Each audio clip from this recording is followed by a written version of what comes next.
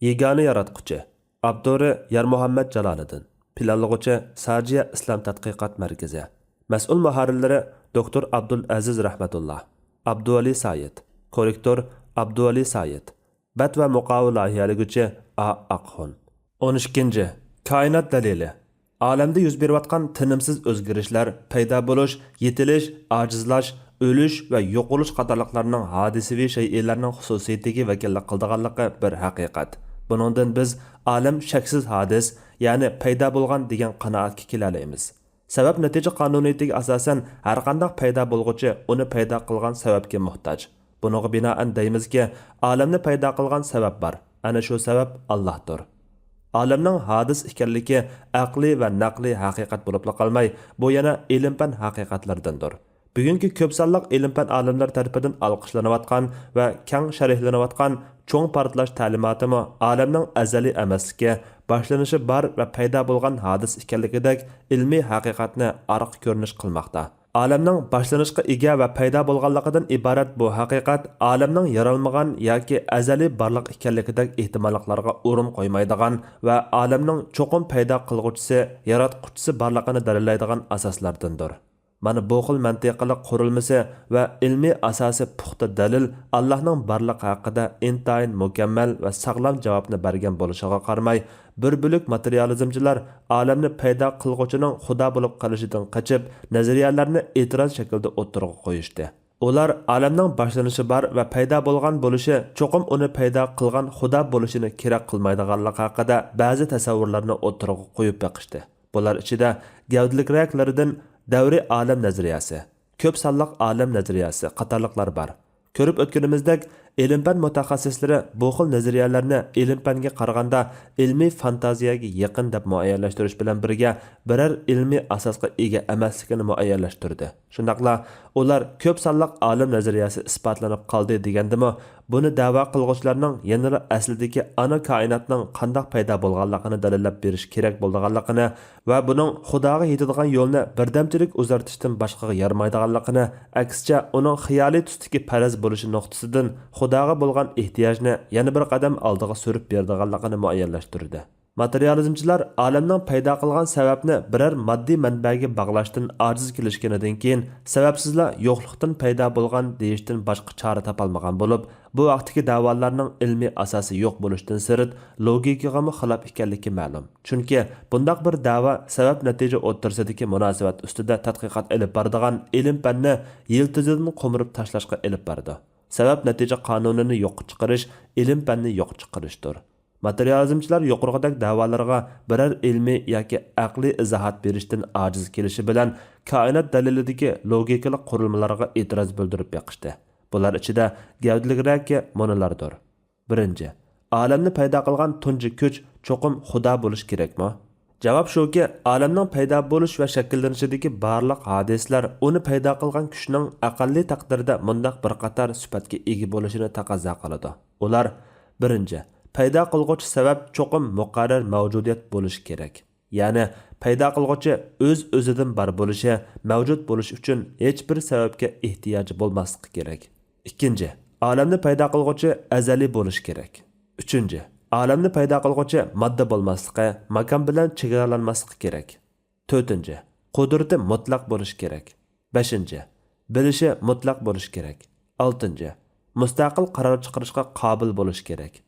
Yuqorqilar olamni paydo qilgan sababda bo'lish kerak bo'lgan sifatlar bo'lib, bu sifatlar muqarrarki ilohning sifatlaridir. 2. Barliq mavjudotni Xudo yaratgan bo'lsa, undaqda Xudoni kim yaratgan? Javob shuki, navbatdagi tadqiqot mavjudlikni tunji paydo qilguvchi, yaratquchi haqidagi tadqiqotdir.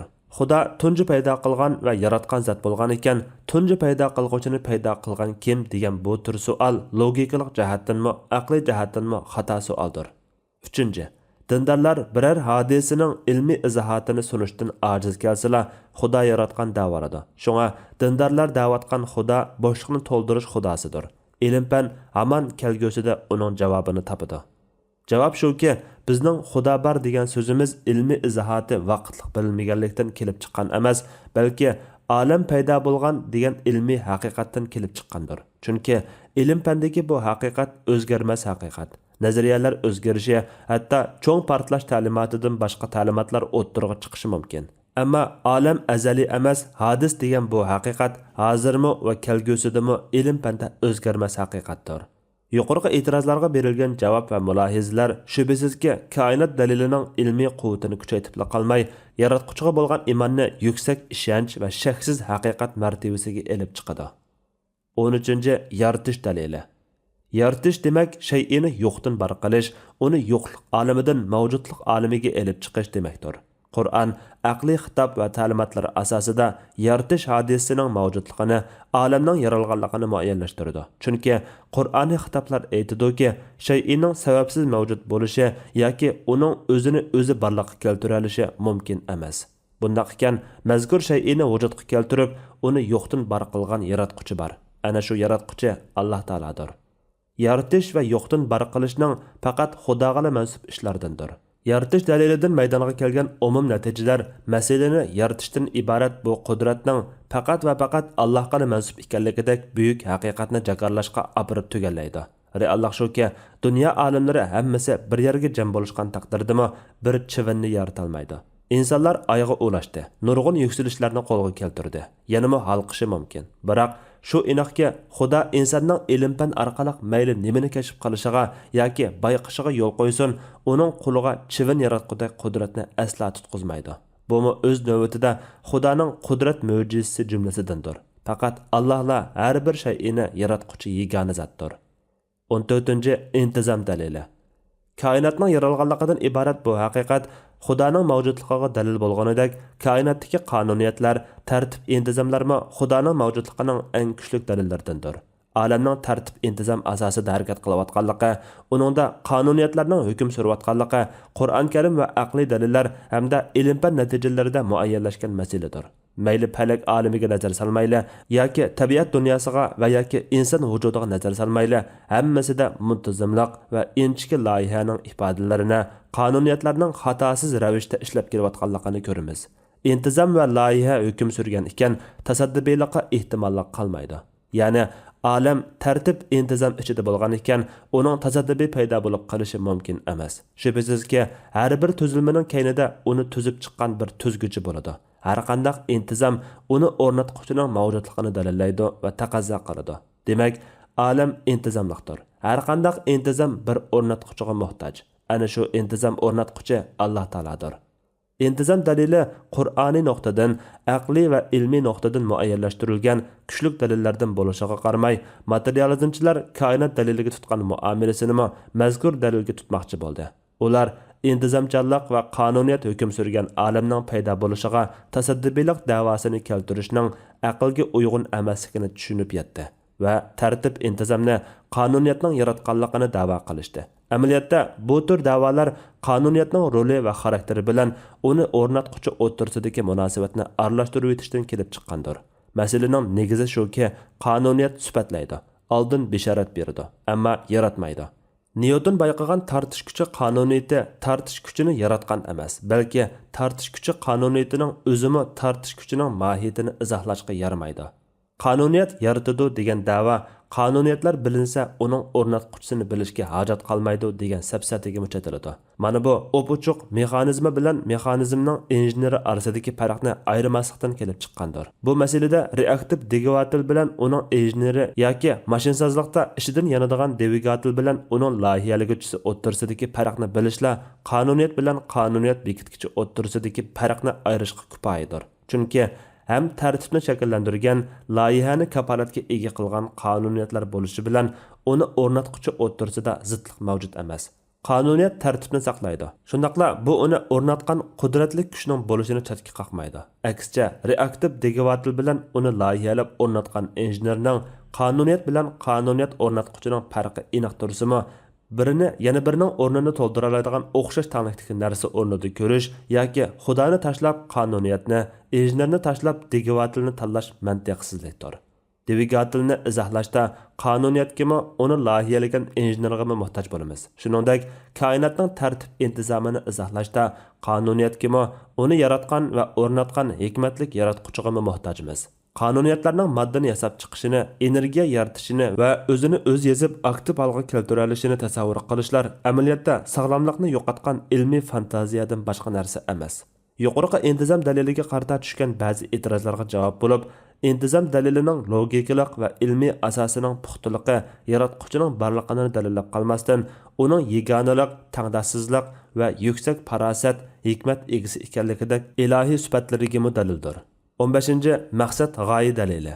Inchiki tartib, ajoyib muntazam loyiha uni barliqqa keltirgan va o'rnatgan yaratquchining barligini dalillaganidek, intizom va qonuniyatlar hukm surayotgan bu koinotdagi qurilmalarning hayotlikning apridi bo'lishiga mos keladigan holatda g'oyat zo'r ahamiyat berish va alohida ko'ngil bo'lish asosida to'sib chiqilganligi, uning maydonga kelishini istagan bir irodaning barligini, uning maydonga kelishi orqasida bir g'oyaning barligini ko'rsatib beradi. Chunki koinot intayin inchiki loyihaning mahsuli. Yana kelib, yer sharidan iborat bu plantada hayotlikning muhofazat qilinishi va davomlashishiga intayin afzal sharoitlar o'rinlashtirilgan. Qur'on Karim bayonida ma'lumki, olamdagi jimi narsalar insonning manfaati uchun bo'ysundirib berilgan. Uning ichida izchil inson hayotligining muhofazatkor holatda turish uchun uning manfaatiga xizmat qilayotgan yoki uning manfaati uchun bo'ysundirilgan narsalar bor. Yana inson koinot kitobini o'qish orqali uningdagi narsalarni o'z manfaatiga xizmat qildira oladi. Ilm-fan tilida aytganimizda olam inson aqlining tushunishi qabul qiladi. Ya'ni uningdagi sistemalar aqlidir. Olamning o'ylab yetkisiz inchiki loyiha bilan putib chiqqanligi, uningdagi fizikalik konstantlar aqlni hayron qolarlik darajada uyushuvchan va moslashuvchanlik bilan ishlab kelganligi, uning ashundoq bo'lishini iroda qilayotgan bir g'oyaning, irodaning borligini ko'rsatib beradi. Olamning navbatdagi holatiga kelish, shakllanish bosqichlari va uningdagi fizikalik konstantlarning tamponligi shunchalik puxtaki, navada bu xil fizikalik tamponliklarda azroqli o'zgarish yoki xatolik bo'lganida koinot bugungi holatida bo'lmaydi. Tabiatda yer sharini himoya qilib turadigan, yer sharida hayotlikning davomlashishiga foydali sharoit va qonuniyatlar bo'lmaganida zaminda hayotlikdan so'z ochqili bo'lmaydi. Yer sharining mavjudligidan, hatto olamning vayron bo'lmay tura olishidan so'z ochqili bo'lmaydi. Bu qadar ko'ngil bo'lingan, loyihasida eng inchiki qurilmasiga qadar ahamiyat berilgan koinotning barliqqa kelishi, insonni kutib olish, uning mavjudligi uchun munbat zamin va sharoit hozirlash bo'lib, mana bu insonning koinotda mavjud bo'lib qolishi qandaqdir tasadduqlikning yoki az uchraydigan bir xil o'zgarishning va yoki qandaqdir biror voqeaning mahsuli emasligini, balki buning bir irodaning mahsuli ekanligini, bundoq bir g'oya va plan orqasida cho'qimki buni istagan, iroda qilgan va yaratgan ulug' zotning borligini ko'rsatib beradi. Inson koinotning mavjud bo'lishidagi markazdir. Olamdek buyuk bir qurilishning putkuzilishi, insondek ma'naviy qimmati barcha mavjudotdan farqli va alohida bo'lishi maqsad qilingan aql jonliqni kutib olish uchun bo'lib, bundoq bir holat olamning yorilishining maqsadlik va g'oya asosida ekanligini o'ttirg'a chiqaradi. Olamning aqlning tushunishini qabul qiladigan mavjudlik bo'lishi, uning tartibsiz, tushuniksiz mavjudlik bo'lmasdan, balki mantiqchanlikqa ega ekanligini o'ttirg'a chiqaradi. Mantiqchanlik tartib intizomni hamda uning mushundoq qurilishidagi maqsadni o'ttirg'a chiqaradi. Bundaq bir sistema va tartib asosida maydonga kelgan qurilma g'oyani ifodalasa, g'oyadan iborat bu natija yuqoriqilarning hammasining Xudoning farosati va hikmatining mahsulidan boshqa narsa emasligini dalillaydi. 16. Fitrat dalili. Sap aql o'zining Alloh haqidagi bayqash va bilish safarida muqarrar bir natijaga erishmay qo'ymaydi. Dalil pakit yetakligan nuqtadan qaymagan har bir aql inson koinotni yo'qdan bar qilgan, uningda hayotlikni davom ettirish imkoniyatini hozirlagan bir ulug' tangrining bo'lishining muqarrarligini, uning mavjudiyatsiz o'zga barliq narsalarning mavjudiyatini tasavvur qilg'il bo'lmaydiganligini tunib yetadi. Alloh bilan inson munosabati aqliy munosabat bo'lish bilan birga yana u tuyg'u ang munosabatidir. İnsanның sağlam fitrati Allah'ni tonish bilan xotirlangan. Shubhasizki, inson tabiatining din haqiqatlari bilan moslashgan ekanligi, bo'libmi fitratning yaratquchini tonishga istaklanishi, uning asldan yaratquchini to'ydigan, his qiladigan bir xarakterga ega ekanligini o'ttirg'a chiqaradi. Qur'on mana bu vajidan har bir aql egasiga sağlam dinga qaytish, ya'ni uning ko'rsatmalarini qabul qila oladigan asldagi saf va sağlam holatdagi suzuk tabiatiga qaytish chaqiriq qilgandir. Canlıqlar ichida inson turining mukammal va alohida xususiyatlari bo'lishi, uningda ichki va tashqi holati o'ttirisini bog'laydigan aniq va yoshirin kuchlarning borligini ko'rsatadi. Yana kelib, bu kishilardan biri yana birining ziyonga uchrashiga yo'l qo'ymaydigan yoki biri yana birining rolini joriy qildirishni daxliga uchratmaydigan darajada tamponliqqa ega. Aqliy va ilmiy jihatdan insonning aql parastini g'idiqlig'ichi, uning harakat va iroda kuchini tashkillovchi fitratning Allohni bilish bilan tabiatlanganligini, balki fitratning mavjudiyatining Allohning mavjudiyatiga dalil ekanligini mundaq bir qancha nuqtalar muqarrarlashtirdi. Birinchi, aksiomalik ma'rifatlar. Chunki insonda tabiiy quvvatlar bo'lgandan sirt, yana uning engida isbotlash va dalillashga hojatsiz bir qator haqiqatlarning dastlabki asoslari borligi ham ma'lum. Aqliy prinsiplar, aksiomalik haqiqatlar ana shu dastlabki asoslar jumlasidandir. Masalan, bu kullining juz'idan ko'p yoki cho'ng bo'lganligi, bir jism birli vaqtda ikki o'rinda tang mavjud bo'la olmaydiganligi, sababsiz natija bo'lmaydiganligi, har ish cho'qim bir vaqt va o'rin doirasida bo'lganligi qatorliqlarga o'xshash aqliy asoslar bizni o'zining ijodkorini tepishga undaydi. Yana kelib, mazkur aqliy asoslarni inson tug'ilishi, o'zining aqliy qurilmasiga o'rnatib olmaganligi, uni o'ziga o'zi paydo qilib olmaganligi muqarrar. Shundaqla uning o'zining moddiy tan qurilmasini o'ziga o'zi paydo qilib yarata olishi mumkin emas.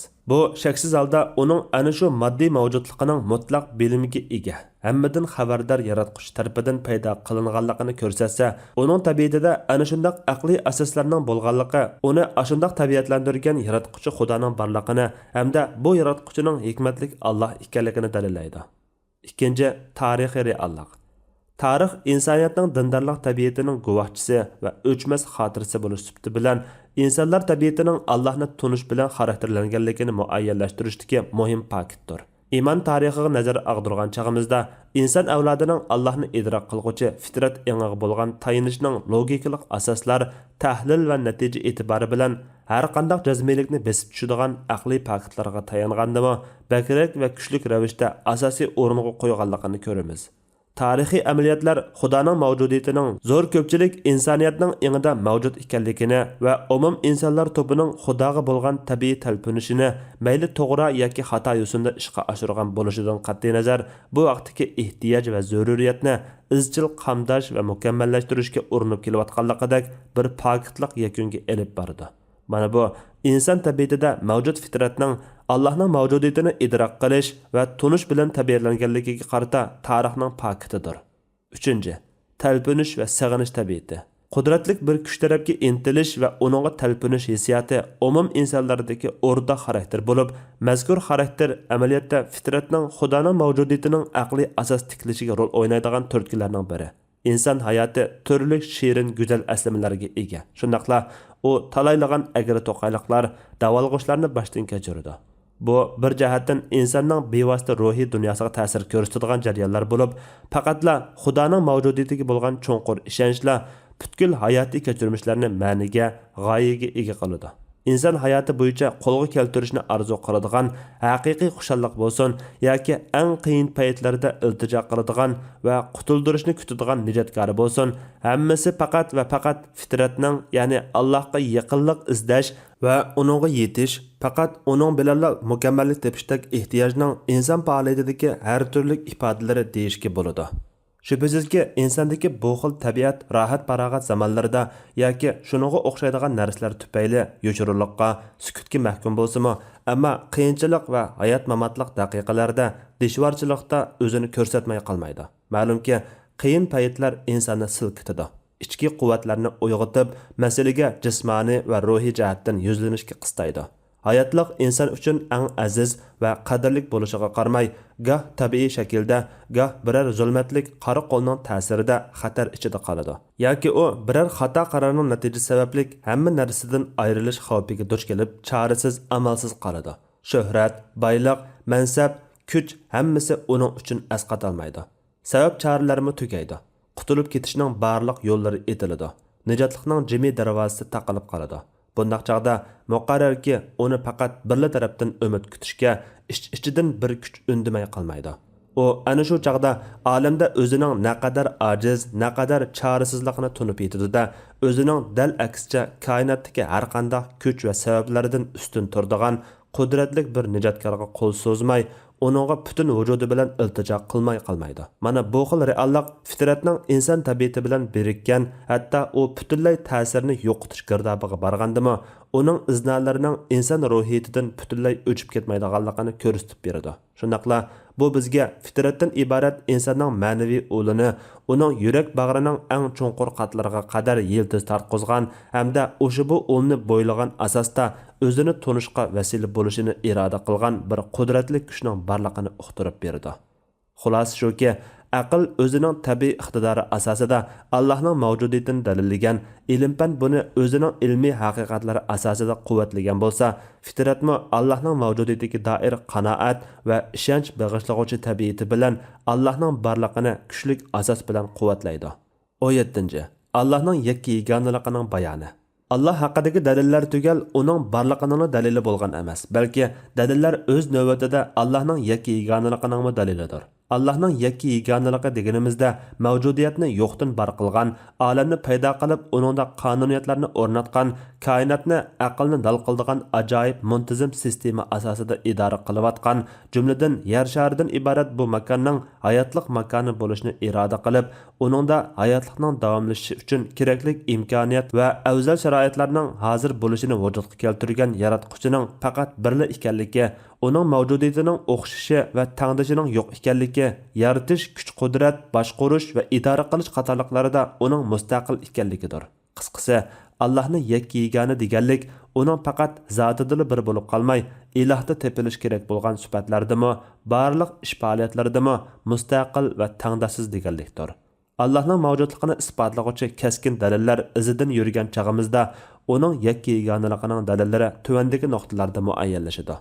Birinchi, muqarrar mavjudiyat yegani mavjudiyatdir. Chunki yaratquchining o'z-o'zidan bor muqarrar mavjudiyat bo'lishi uningdek ikkinchi bir muqarrar mavjudiyatning bo'lishining mumkin emasligini belgilaydi. Ikkinchi, azalilik sifatiga ega yaratquchining borligi uning yakka yegani bo'lishini taqozo qiladi. Alam hadis bo'lgan ekan, uni paydo qilguvchining hadis bo'lishi mumkin emas. Undaq bo'lmaganda sabab zanjirining cheksiz davomlashishi kelib chiqadi. Bundaq bir davomlashish aqliy asos va aksiomalik haqiqatlarga xilof. Demak, alamni yaratgan zot azalidir va birdir. Yaratish demak yo'qdan bor qilish, uni vujudga keltirish demakdir. Bundaq bir ishning vujudga kelishi faqat birla yaratquchining ishi bo'lish kerakligini belgilaydi. Agar yaratquchi ikki bo'lganida ma'lumki bu xil tasavvur har ikki xudoning kuchda, qudratda ish qilib, xudoda bo'lishga tegishli hamma jihatlarda tap-mutang va farqsiz bo'lishi yoki bo'lmasa ma'lum jihatdan tang bo'lmasligi va yoki ikkisidan birining yana biridan darajasi tuvarroq bo'lishidan iborat uch xil ehtimollikni keltirib chiqarmay qolmaydi. Biroq bu uch xil ehtimollikning har biri aqlga zid bo'lib, faqat birli yakun aqlga muvofiq. U bo'lsa-mu azaliy yaratquchining faqat bir ekanligi, uningga o'xshash yana bir mavjudlikning bo'lishining mumkin emasligidir. Uchinchi, puxta intizom uni o'rnatgan va idora qilayotgan Xudoning yakka yeganiligini dalillaydi. Olamning paydo bo'lish sababi birli yaratquchiga beri to'xtaganidek, olamdagi intizom birligi va bu intizomning intayin enchiklik bilan lohiyalanishi hamda uningdagi qonuniyatlarning izchil va kashlisiz holda rolini joriy qildirayotganligimi buni o'rnatgan qudrat egasining tangdassiz va yeganiligini dalillaydi. Agar Xudo birdan ortiq bo'lgan taqdirda oralarida yaratish va iroda jihatdan cho'qim bir to'qinish kelib chiqmay qolmaydi. Yoki Tangri deyilayotganlardan birining qolganlar ustidan g'olib kelishi va yoki bir-biri bilan tirkishish tugmay intizom buzilishdek oqibatlarning kelib chiqishi muqarrar. Bundaq bir to'qinish yoki kashili bo'lmaganligi yaratquchining yeganiligini va tangdishi yo'qligini ko'rsatadi. Ikki Xudo bir ishni o'zaro hamdamlashib, qo'l-qo'lchi qilishga kelishib oldi deb qarasak, bu faraz fojiadan boshqa narsa bo'lmaydi. Chunki bu hamdamlikni qabul ko'rgan tarafning bütün ishlarni idora qila oladigan darajada qobil bo'lmasdan ojiz ekanligini ko'rsatib berdi. Kelishib olish ehtimolligidagi har qanday bir faraz yaratquchining qudrati va tangdassizligidan iborat sifatini zidilaydi. Shunga eng mukammal va eng mutlaq va g'oliblik faqat Xudoga mansub bo'lib, bundaq bir sifatga ega bo'lg'uchining cho'qimga birli bo'lishi aqlga uyg'un. 4. Fitrat Allohning birligini dalillaydi. Aql keskin holda Xudoning birligini dalillaganidek, inson vujudining ayrilmas parchasi, tabiiy xarakter, tuyg'u va ishonchning qarorgohi bo'lgan qalbmi Xudoning birligini guvohlaydi. Chunki fitratning Allohni iqror qilishi bilan uni yakka yegani deb tunishi o'tirsida ikkisi orasini ayirib turg'uvchi fasil asla mavjud emas. Fitratning Xudoning borligiga qilgan iqrori mohiyatda bir Xudoning borligiga qilgan iqrordir. Fitrat navoda hech bir tashqi omil va ta'sirlarning qo'rshavisiz o'z holiga qo'yib berilganida uning birli xudoga umid bog'laydiganligi, birinchi tanlashining birli xudoga talpinish bo'ldiganligi muqarrar. İnsanlar tarixiga qaraganimizdami bir xudolik aqidaning asos, ko'p xudolik e'tiqodning kelgunda hodis ekanligi ma'lum. Shunga Qur'on Karimning yegona xudoga qaytish chaqiriqimi mohiyatda insonning asliga qaytish chaqiriqi bo'lgandir. Fitratning Allohni uning birligi asosida to'naydiganligidan iborat bu tabiati navoda uni asli moyilligidan burib etilgan omillar ta'sirida o'zgargan taqdirdami uningga mazkur ta'sirlardan qutuldiradigan dalil isbotlar yoki hayotning jafo mushaqqatlari va yoki o'lim qalimga o'xshash hayot mamotlik tanlashlarga duch kelish qatorliq fitratni uyg'otquchi omillar o'tirg'a chiqqan hamon asli tabiatiga qaytishi aniq bo'lib, bu xil qaytish faqat birli nijotkorga, birli xudoga qaytishdir. Fitratning bundoq bir xarakter bilan tabiatlanishi uningga nisbatan Xudo va uning birligining ayrilmas bir butunlikda ekanligini tushuntirib berdi. 18. Tavhidning bayoni. Tavhid so'zi arab tilida shay'ini bir deb bilish, uni bir deb hukmlash va uni faqat bir deb muayyanlashtirish qatorliq ma'nolarga ega. Tavhidning istilohdagi ma'nosi Allahni uning zotida, sifatlarida va barliq qilim etimlarida yakki yegona deb aqida qilishni va bu asosda ibodatni faqat uningga ravo ko'rishni ko'rsatadi. Tavhid Allahning bor va birligidan iborat muqarrar haqiqatdan putib chiqqan bir butun gavdaning ma'nolar olamidagi obrazidir. U islomning javhari va islom madaniyatidan iborat buyuk chinorning g'oli va yildizidir. Navoda islom madaniyatiga timsol bo'ladigan bir kimlik bor deyilsa, u kimlik dal tavhiddir.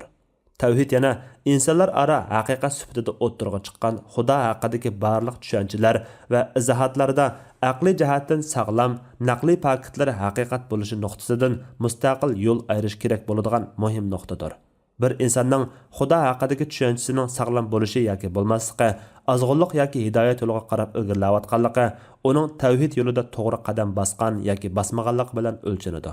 Tavhid hukmi Allohning barligi va yakki yeganaligidan iborat buyuk haqiqatga yo'g'rilgan ma'nolar hamda buning taqozzolarini o'z ichiga olgan umum hukmdir.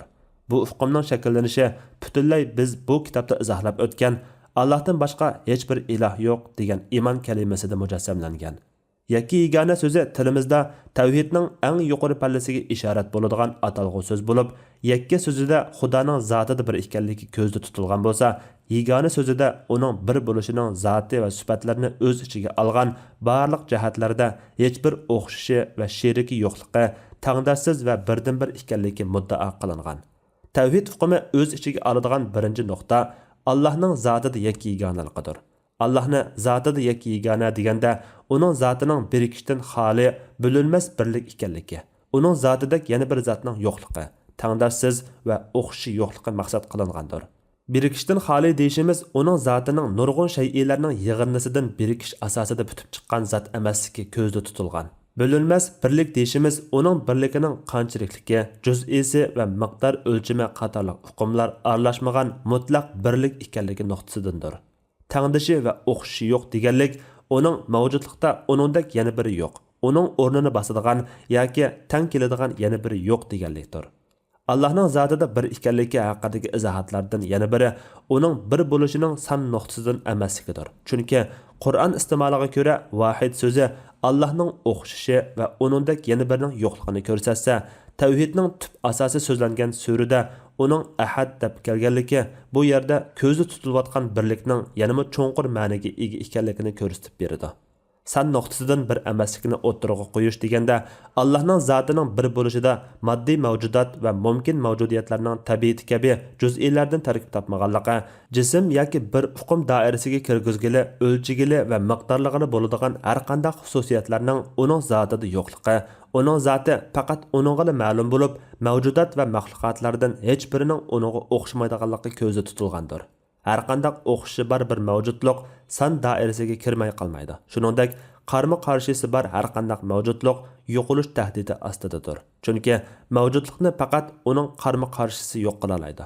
Biroq Xudoning mavjudligi azaliy bo'lib, uning mavjudligining qarma-qarshisi bo'lishi mumkin emas. Bularga asosan Xudodan boshqa har qanday shay'ning yo'q bo'lishini keltirib chiqaradigan qarma-qarshisi, uni o'zgartib turadigan shakli, uning taq bo'lishiga yo'l qo'ymaydigan jibi bor. Buningdan Allah birdir deganlik uning ulug'liqda, buyuklikda, kuch-qudrat va saltanatda yakki yegana, o'xshashi va qarama-qarshisi yo'q bo'lish jihatda yegana deganlikdir. Allah'ның zatida bo'linmas bir ekanligi haqidagi bu aqida uning zotini inson tasvirida suratlaguchi Yahudi aqidalaridan uni bir mohiyatning uch xil sifatida zotining bo'linishini, parchalanishini qabul qiladigan xristian aqidalaridan yoki uning zoti haqida aniq haqiqat sifatida emas, ruhiy yoki xiyoliy narsa sifatida va yoki reallikda mavjudligi bo'lmagan zehnidagi tasavvur sifatida qarab oladigan botil aqidalardan tubdan yo'l ayriydi. Bir sanoqlarni boshlash uchun kelgan ism bo'lganidek, u yana ulug'liqni, tangdoshsizlikni, martabani, fazilatni ifodalashdimi ism bo'lib keladi. San nuqtasidan bir emas deganlikning yana bir ma'nosi Allohning birligi sanoqdagi birlik bo'lmasdan hech nima uningga tangdosh bo'la olmaydiganlik nuqtasidan birdir deganni ko'rsatadi. Tavhid hukmi o'z ichiga oladigan ikkinchi nuqta uning sifatlarida yakka yeganligidir. Allah zotida tangdoshi yo'q va mukammal bo'lgan ekan, aql uni ta'riflaydigan sifatlarning mukammal va ulug'liq ma'nosi mujassamlangan go'zal sifatlar bo'lishini taqozo qiladi. Allohning sifatlari faqat uningga mansubdir. Shundaqla uning sifatlarida ifodalangan ma'nolar bizning tasavvurimizdagi ma'nosidan farqlidir. Allohni mavjud deb sifatlaymiz. Bizmi ham mavjud deb sifatlanamiz. Biroq bizning mavjudligimiz bilan Allohning mavjudligi o'rtasida farq bor. Bizning mavjudligimiz hodis, mumkin mavjudlik. Allohning bo'lsa muqarrar va azaliy mavjudlikdir. Shunga har ikki taraf mavjudlik degandagi sifatda o'xshash bo'lsa-mu, mavjudlik sifatida ifodalangan va ko'zda tutilgan ma'nolarda farqlarga ega. Tavhid hukmi o'z ichiga oladigan 3-nuqta uning barliq ishlarida yakka yeganligidir. Yaratish va olamni idora qilish, intizom o'rnatish va intizom asosida idora qilish qatorliqlarning hammasi uning yaratquchi, hammaga qodir, hammani bilguchi, hikmat bilan ish qilguchi, hayotlik berguchi va uni qaytirib olguchi qatorliq sifatlarga ishorat qilguchi qalam etimlaridir. Shundaqla bu qalam etimlarda Alloh mustaqil va bir o'zi bor bo'lib, uning ishlarida uningga hamkorlashadigan yoki taqsimlashadigan biror sheriki yoki hamrohi yo'qdir. Allohning zotida bir bo'lishi xristian va yahudi aqidalaridagi Xudoning tabiatiga nuqsoniy sifatlarni yoki aqlga zid tasvirlarni qo'shishdek xatolikning Allohda ifodalashining mumkinsizligini bildirsa, uning qalam etimlarida mustaqil va tangdasiz bo'lishidek bu haqiqat paganizm va buddizm aqidalariga o'xshash, shundaqla Yunon afsonalaridagi atalmish tangrilar misoli Xudoning faoliyatini tabiat hodislariga yoki tabiatdagi ma'lum jonliq va yoki jonsiz shaylarga mansub qilib taqsimlash va bu orqali xudolik salohiyatini ko'paytirish, shundaqla mavjudiyatda va ya reallikda hech bir o'rni yo'q afsonaviy obrazlarda tasvirlash qatorliqlarga o'xshash ko'p xudolik safsatlarni butunlay rad qiladi. Tavhid babini bir jumlaga yig'inchoqlaganimizda Allohning yakka yeganligi masalasi uning zotida bir, sifatlarda o'xshashi yo'q, qalam etimlarida sheriki yo'q degandan iborat 3 nuqtada birdaklik hosil qilgan. Tavhid hukmi o'z ichiga oladigan 4-nuqta ibodat faqat Alloh uchundir. Tavhidning ta'birida ibodat tavhidining maxsus askartilishidagi muhim omillardan biri Allohdan boshqa hech iloh yo'qdir degan shahodat kalimasida kelgan iloh so'zidir. Chunki iloh so'zining ma'nolaridan biri uning ibodatga tegishli zot degan ma'noda kelishidir. Ibodatga tegishli bo'lish ilohning o'z g'ayridan farqlanadigan xosligi bo'lib, bu xuddi yaratquchi sifatini Xudodan ayirib qarash mumkin bo'lmagandekla, xudolik salohiyat faqat ibodatga loyiq bo'lgan zotga xosdir. Ibodatmi faqat xudolik salohiyat egasiga tegishlidir.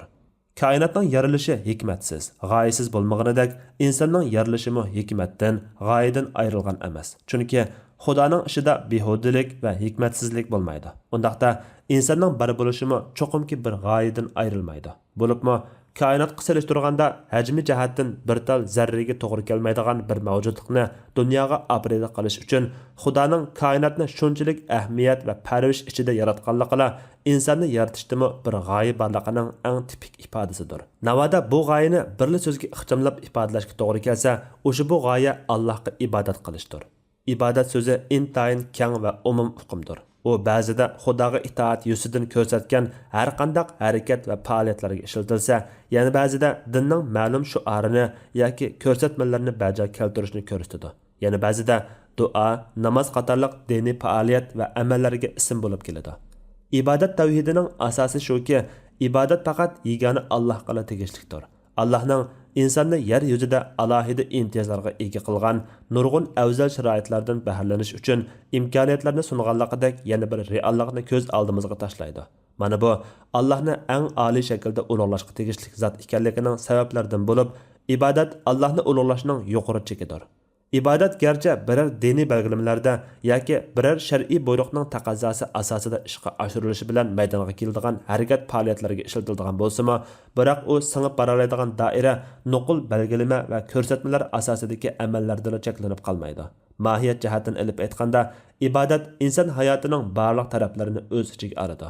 Haqiqiy ma'nodagi ibodat amaliyotda Xudoga bo'lgan yuksak to'lishdan, ishonch va sevgidan kelib chiqadigan, inson faoliyatida ixtiyoriy shaklda aks etgan barliq harakat va amallarning yig'indisidir. Shundaqla bu o'z navbatida Xudodan iborat buyuk haqiqat o'rtasidagi rishtani kuchaytirish va uning mamnunligini qozonish ko'zlangan ulug'vor itoatdir.